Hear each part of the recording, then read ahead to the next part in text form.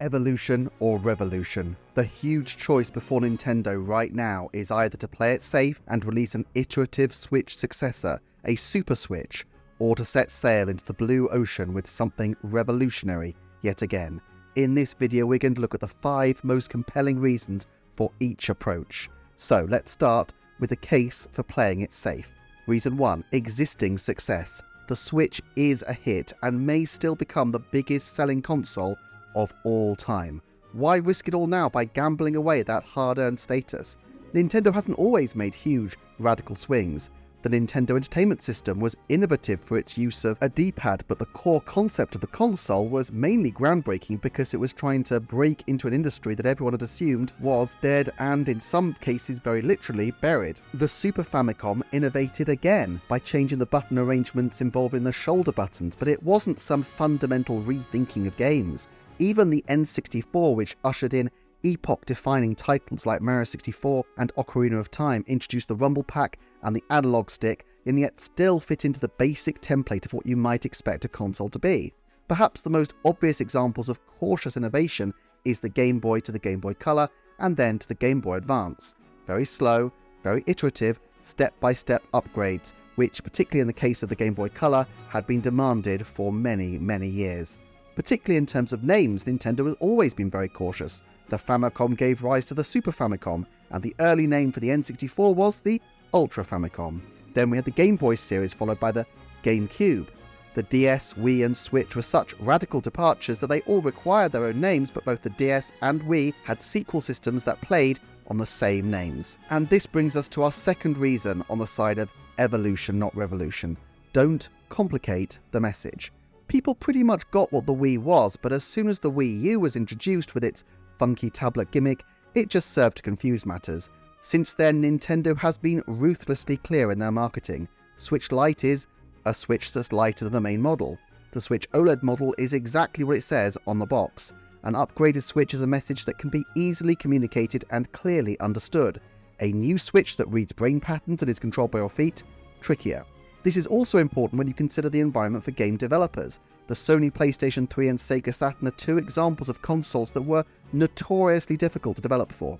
Nintendo has always tried to keep the developer experience in mind, despite being naturally quite an insular company, but even they couldn't do much about the intrinsic complexity of trying to port games to a system with fewer buttons than its rivals on Wii, or with 2 screens needing to be accounted for in the case of the DS. Nintendo has tried to go it alone without third parties before, and while it's true that if any games company can thrive on the strength or weakness of its first-party games alone, it is Nintendo. Nevertheless, third parties hugely bolster Nintendo's position and are a valuable part of their gaming ecosystem. So, reason 3, for the side of evolution. Innovation drives up costs. It's not entirely clear what HD Rumble costs Switch owners, as there's no way to disaggregate the costs of that individual feature from the rest of the Joy-Con, but between the parts and the manufacturing and the development time, it has to be a decent amount. Have these features been heavily used by a plurality of developers, or even by Nintendo themselves? It's striking how in recent times revisions to Nintendo's consoles have involved stripping away gimmicks or extra features and taking things back to a simpler gameplay experience. Note how the 2DS or Switch Lite took away features that were literally in the names of their progenitor systems, a 3DS without 3D, and a Switch that doesn't switch. The sad thing is that extras cost, and in an era of perhaps even greater economic uncertainty than the last Switch release, cutting back on those features which some people might uncharitably refer to as gimmicks, is only likely to grease the wheels of the next console's journey to commercial success. Which brings us to reason 4 for evolution. The Switch is too big now to fail. This is an odd one, but think about Nintendo's history. Since the 80s, they have always had 2 consoles to support. At times, the home console has been a bit wobbly, but in these moments, they have been able to rest on the strength of their handheld market. And releases of these 2 different form factors would always be staggered, so Nintendo would have an established audience in one as it tried to cultivate something new in another. Now, except for a bit of dabbling in the mobile space, Nintendo is completely locked into the Switch. If they can't transfer over the massive Switch install base, or at least a goodly chunk of it, they don't have a backup plan. Films and theme parks, plus their massive reserve of wealth from cautious saving, will get them a long way, so it's not like it would be the end of the line for the company, but it would be a truly apocalyptic setback for them, just as if the 3DS had not pulled itself out of the nosedive it experienced at launch and ended up being as coolly received as the Wii U ultimately was. This doesn't mean that Nintendo can never innovate. In fact, they've had a solution for this twice, which is to introduce the new idea as a third option, while the existing system is still not yet at the end of its life cycle. The Game Boy Advance was still in good form when the DS rocketed onto the scene. The 3DS was later in its life, but still not at the end when Switch emerged. And of course, at that point Nintendo really didn't have another choice but to press forward with the Switch. Even the revolution that was Wii had a slight backup plan, which was that GameCube, while not a sales juggernaut to rival Nintendo's prior home consoles, had yet to reach the full extent of its possible lifespan, having only been on the market for 4 to 5 years. If there is a truly radical, groundbreaking new idea that Nintendo launched in the future, I'm fairly sure it will be what we can call Switch adjacent, a supplement to the Switch line rather than a replacement, at least for the first couple of years. And now reason 5 for evolution. Game developers need more predictability now than in the past. Long gone are the days when a tiny group of genius devs could bash out a platformer in a few months, have it out for Christmas and receive massive acclaim. Most games now take years, sometimes many years to develop.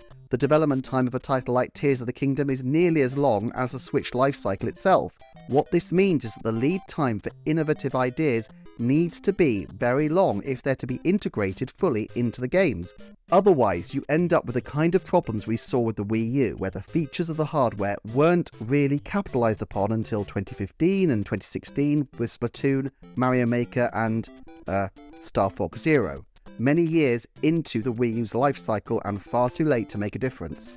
Of course, Nintendo could have been working on something secretive all this time. There are definitely enough of its big development teams who have gone to ground in recent years that it's believable they have something up their sleeve. But the kinds of innovations that really affect gameplay in the same way that motion controls or even stereoscopic 3D did would need to have been developed for a long time already, going back to a period when Nintendo was probably just relieved to have found success after the Wii U years. Okay, so those are the 5 reasons why Nintendo should stick with what they have. Keep it safe, play it cool, don't frighten the horses. But what if they decide a bit of horse frightening is exactly what is required? What are the 5 killer reasons that they should try and shake things up big time? Let's have a look. First of all, the Switch concept is old. I mean, don't get me wrong, it's amazing. I absolutely love the Switch and it still has a special magic for me. That precisely engineered snap, the fluency of the handoff between TV and dock mode, it's a wonderful device, but slowly, also very slowly, other competitors are entering the arena. Whether it's the Steam Deck or the PlayStation Portal, new challenges are approaching, not in the same form, and nobody has come close to cracking the Switch's magic formula, but if the next console's life cycle is 6, 7, maybe even 8 or 9 years, who knows, they're going to need something different to stay ahead of the pack. After all, Nintendo's point of differentiation from its competitors is that it offers something none of the rest do. Xbox, PlayStation, even PCs offer essentially the same kinds of games and experiences, just with different means of accessing the content. Nintendo's games are one point of differentiation, but their console's form factors has always been incredibly important as well. I really think Nintendo needs something that sets the company up for generations to come, and this leads to the second point for why Nintendo should be on Team Revolution. It's a free shot at experimenting. I mean, not free. As I've said, innovating has a cost for the company and a cost for the consumer, and even if it didn't move the cost of the machine even a little bit, there's still the opportunity cost to Nintendo of the time they could have spent doing something different, but instead spent pushing some failed experiment. Experimentation does have a price, but in the grand scheme of things, this is an experiment where they can afford to go wrong. Look at 3DS. This was something bold and different, but when you stripped away all the frippery, it was just an upgraded DS, and that's what most people wanted and enjoyed. If the 3D stuff had set the world on fire, Nintendo would have looked like geniuses, but the reason for the system's initial failure seemed more to do with pricing, marketing, and even game selection than particularly to do with the choice to do something a little bit wacky with the console's capabilities. Now, obviously, I'm not saying they should deliberately try to do something that has a low chance of success. Shuntaro Furukawa is not going to want to look to his investors like he's gambling with the success of the company, and Nintendo now has more major partnerships than ever with other companies across the world, Universal, DeNA, and others, which require them to seem like a stable, sane bet. But given the success of the Switch, the price of failure is still relatively cheap. This is not 2017 or even 2012 where Nintendo really needed a win and had to roll the dice. They can try something new, see how the market responds, and then retrench just to selling a Switch upgrade if they need to do so, as long as they stick to the formula of the 3DS, where the core system is an upgraded Switch and the features are ancillary to the main product. Reason 3 for revolution. Innovation is cumulative. One of the great moments of the original Switch launch presentation was the explanation of how every previous Nintendo system had proved a stepping stone on the way to the Switch. Even the GameCube handle was a kind of step towards console-quality entertainment on the go. Time and time again, we see new ideas iterated upon by Nintendo. Chaining Game Boy Advance and GameCubes together might never have taken off, but online now allows that functionality. Touchscreen gaming and motion controls might have their critics, but nobody seriously expects these functions to be removed again.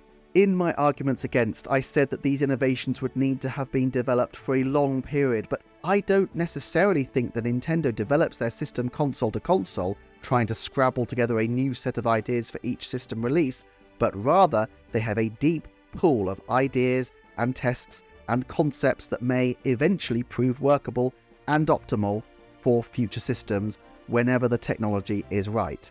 If they have something like this up their sleeve, we could see a complete departure, but one that builds upon the ideas and the interests and the passions of decades of Nintendo's development. Which leads us to reason 4, the siren call of the killer app. PS2 had the ultimate killer app, which was that it doubled as a DVD player. I remember at the time people were lukewarm about the format. Would VHSs really be superseded, or would it be another Betamax, a format that is better but less usable? Well, Sony bet right. Nintendo had their own taste of sweet success with the Switch. Console quality gaming on the go is not just a great idea, but the kind of irresistible brilliance that propelled the system into the gaming stratosphere. Now, there's a reason that every system doesn't come with its own killer app. This stuff is just plain really hard to do, and I'm not saying that Nintendo has any idea of what such a killer app could be. But if they were to have such an idea, it would be absolutely worth upending the Switch ecosystem for, which leads us to the final reason on the side of revolution.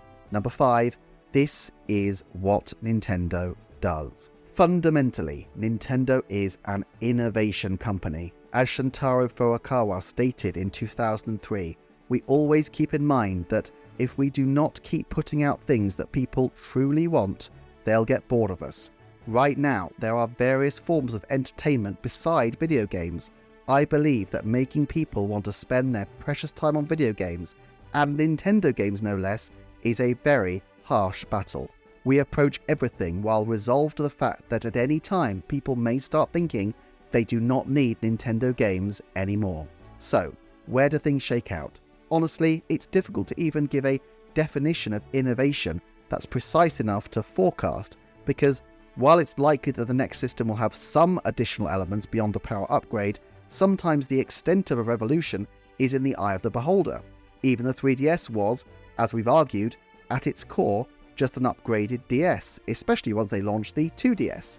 Even if this is a more iterative upgrade, the success or failure of any new features could greatly affect how well those features are remembered.